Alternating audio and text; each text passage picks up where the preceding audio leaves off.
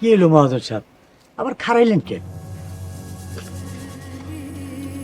শোনো মিয়া, তুমি তো ওই পোলারে 10 লাখ টাকার চ্যালেঞ্জ দিয়ে দা। অনেক পোলাই যদি সত্যি সত্যি টাকা নিয়ে হাজির হয় তখন তুমি কি করবা? কি যে কন মহাজন সাহেব, ওই পোলা 10 লাখ টাকা তো দূরের কথা, 1 লাখ টাকাও জোগাড় করতে পারবো না।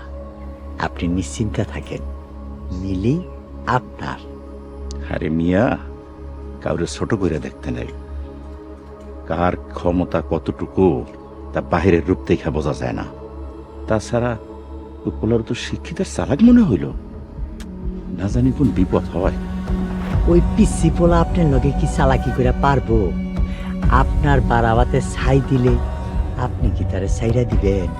তা তুমি ঠিকই কইছ, কিন্তু আমার বাড়াভাত যদি আমি না পাই তাইলে মকবুল মিয়া তোমার কিন্তু খবর আছে।